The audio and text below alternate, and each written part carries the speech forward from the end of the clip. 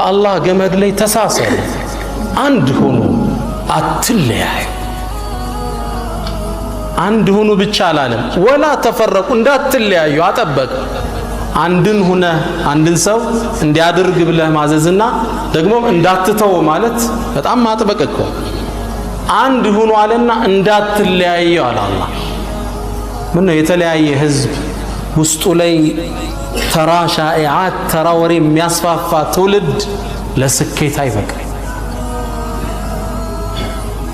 ወላ ተናዘዑ፣ አትጨቃጨቁ፣ ፈተፍሸሉ፣ ትሸነፋላችሁ፣ ኃይላችሁ አይኖርም።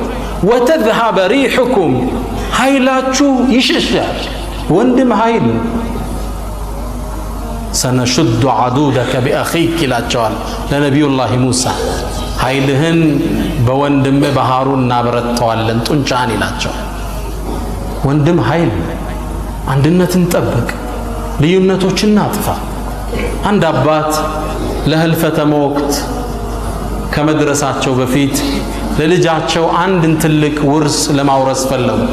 የሚያማምሩ ልጆች አሏቸው፣ በጣም የሚያምሩ ቁመናቸው፣ መልካቸው፣ ትልቅ ባለጸጋም ናቸው። ነገር ግን ከእርሳቸው ሞት በኋላ እነዚህ ልጆች ቢለያዩ ሊደርስ የሚችለውን ክፍተት ተመለከቱ።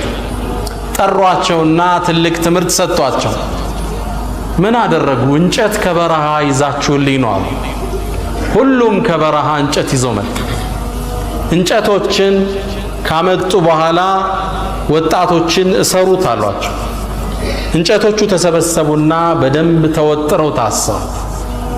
ከታሰሩ በኋላ ስበሩት አሏቸው። ትንሽየው ሞከር አልቻለም። የሱ ታላቅ ሞከር፣ ሁሉም ሞከሩ፣ አልሳካላቸው። ከዛ አባት ምን አደረጉ? እንደገና እስሩን ፈቱና አንዳንድ እንጨት ሰጧቸው። ለ9 ስበሩት አሏቸው። ሁሉም ቀጭ ቀጭ ቀጭ አረጉ። አባት አሁን ትምህርቱን ሰጡ። አንድ ከሆናችሁ ሚሰብራችሁ ይሄ፣ ከተለያያችሁ ግን እንዲህ ተንጣጥታችሁ ታልቃላችሁ።